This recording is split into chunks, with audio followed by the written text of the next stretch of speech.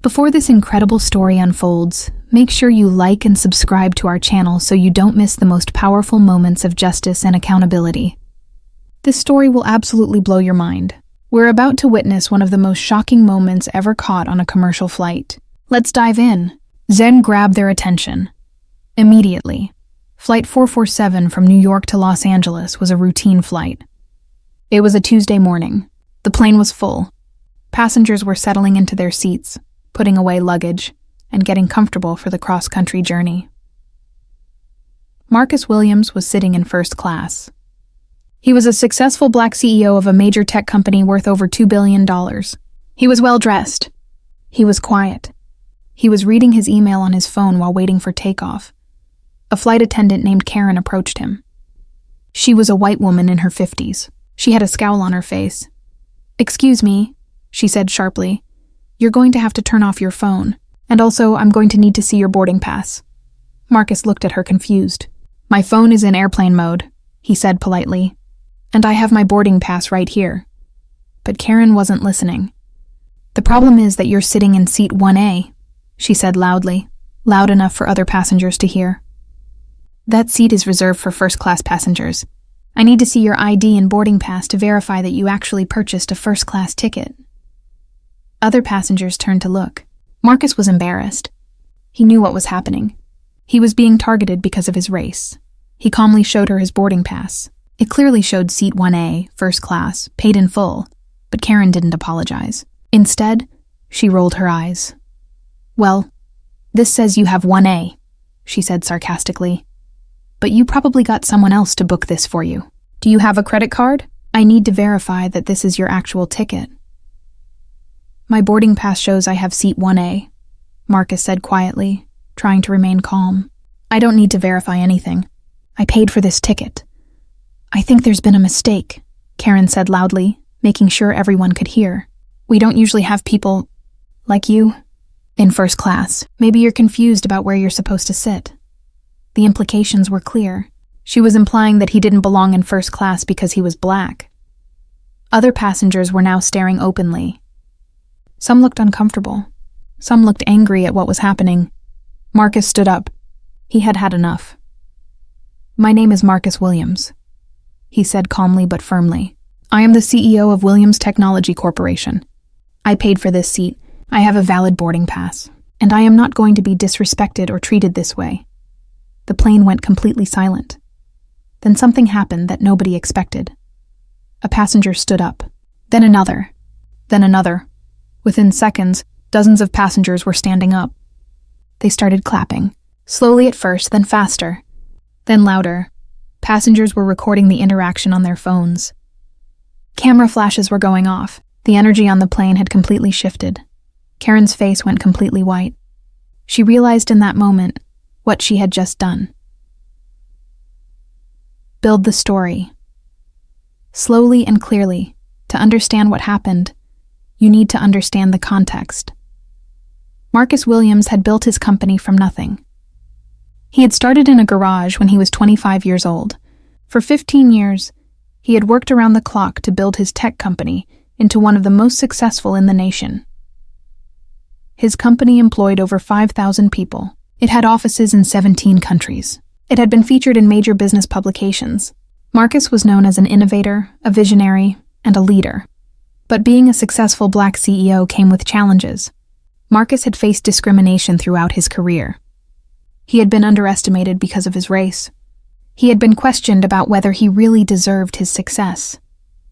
He had been stopped by security in his own office building because guards didn't think he belonged there. But he had learned to handle it. He had learned to respond with grace. He had learned to let his accomplishments speak for themselves. This flight, though, was different. Karen's actions were deliberate. They were calculated. They were meant to humiliate. Karen had worked as a flight attendant for 23 years.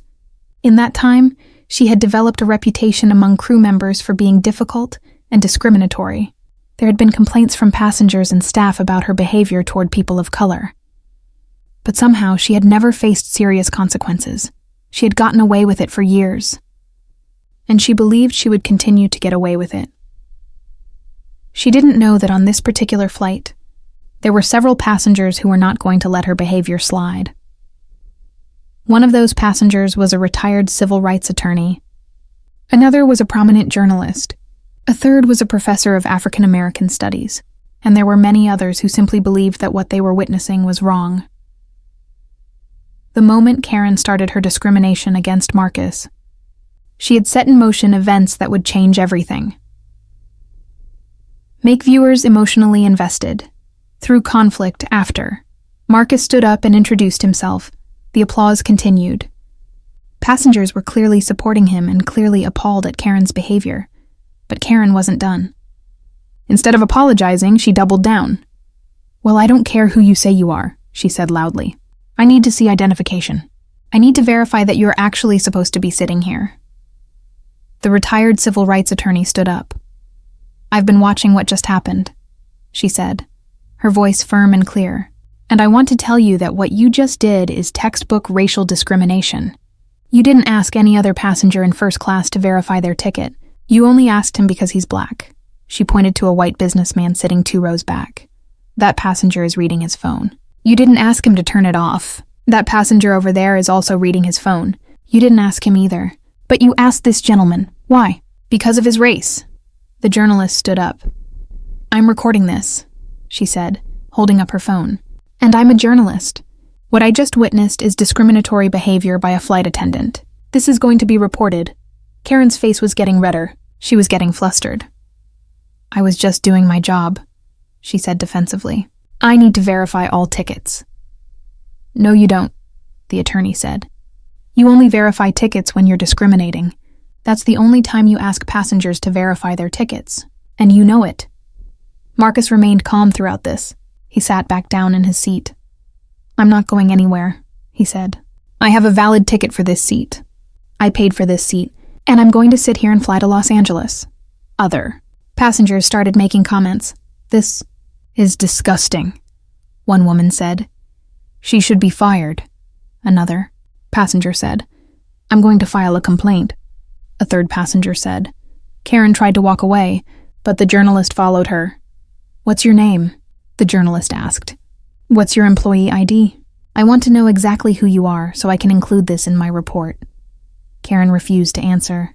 She went to the back of the plane. Moments later, the pilot came out of the cockpit. He had heard what was happening. He wanted to understand what was going on. The retired attorney explained the situation to him clearly and calmly. "This flight attendant engaged in racial discrimination against this passenger," she said, pointing to Marcus. "She asked him to verify his ticket while not asking other passengers. She questioned whether he belonged in first class based on his race. This is against FAA regulations. This is against airline policy. And this is illegal." The pilot nodded slowly. He understood the situation immediately. "I'm very sorry this happened," he said to Marcus. "I want you to know that this behavior is completely unacceptable. We're going to take this very seriously." He then turned to Karen. "Red, I'm going to need you to go to the back of the plane for the rest of the flight," he said. "We can discuss this further once we land."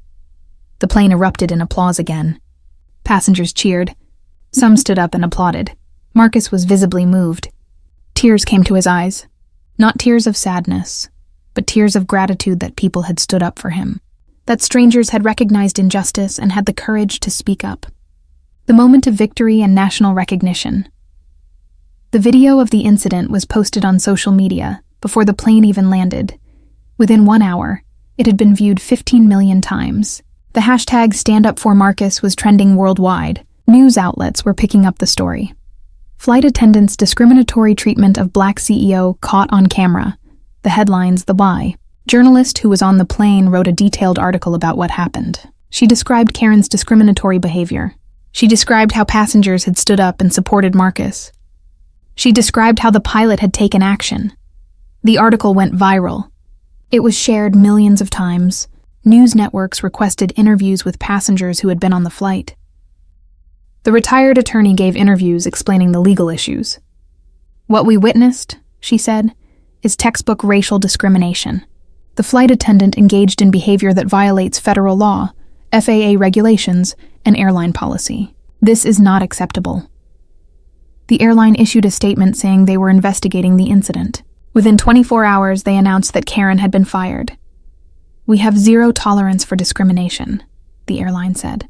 "The actions of this employee do not represent our values. We have terminated her employment effective immediately." Marcus gave an interview about his experience. "I've faced discrimination before," he said.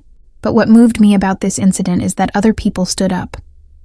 Strangers stood up for me. That's what gives me hope about America. That's what shows me that we're making progress." He donated $1 million to civil rights organizations. "These organizations do important work fighting discrimination," he said. "I want to support that work." The incident sparked national conversations about discrimination in the service industry. Other airlines reviewed their policies. Other companies looked at their training programs. There were calls for more accountability for discriminatory behavior by employees. Karen tried to defend herself. She claimed that she had only been doing her job.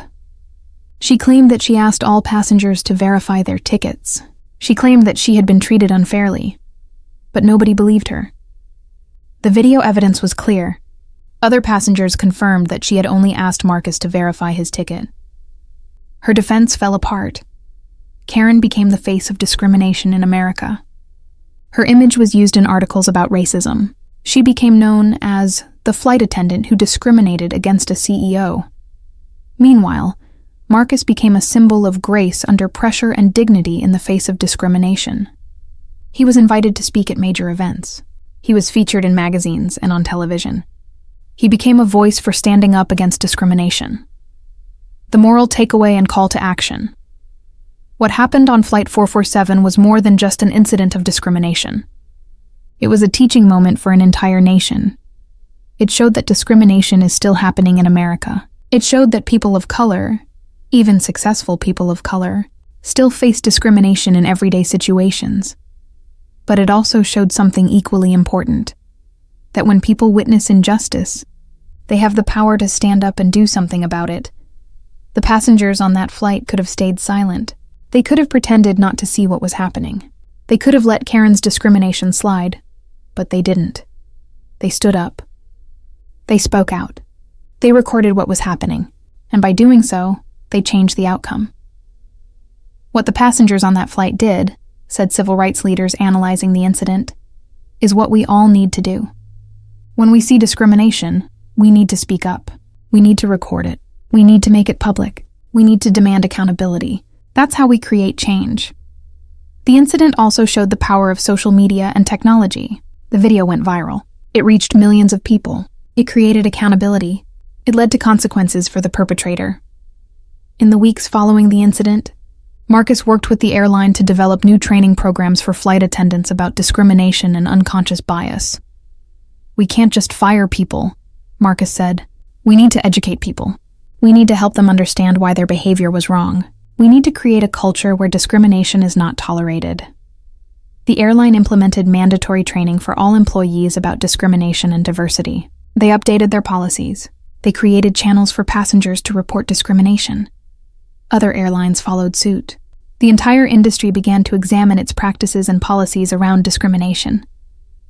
Passengers who had been on the flight became advocates for change. The journalist wrote a book about the incident and about discrimination in America. The retired attorney continued her civil rights work with renewed energy. The incident became a symbol of hope. It showed that one moment of injustice, when responded to properly, could create systemic change. It showed that when people unite against discrimination, they can win. Years later, the incident on Flight 447 would be remembered as a turning point, not just for that airline, but for the entire service industry, and for how America dealt with discrimination. Marcus Williams continued to be a successful CEO and a voice for equity and inclusion in business. He became known not just for his business success, but for his grace and dignity in handling discrimination. Karen never worked in the airline industry again. She became a symbol of what happens when people engage in discriminatory behavior. She became a cautionary tale. But more importantly, the passengers on that flight became heroes.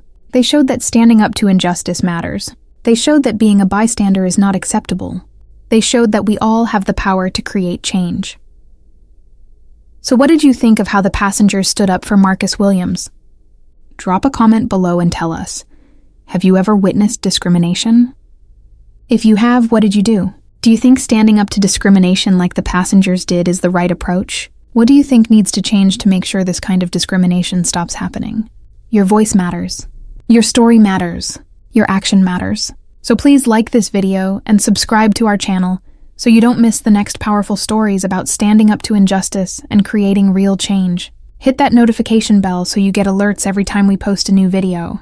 Together, we can build a society where discrimination is not tolerated, where people stand up for what's right, and where everyone is treated with dignity and respect. Thanks for watching. We'll see you in the next video. Keep standing up. The end. This story reminds us that one moment of injustice can become a turning point when people have the courage to speak up. When we stand together against discrimination, we don't just help one person. We create change that affects everyone. That's the power of standing up for what's right.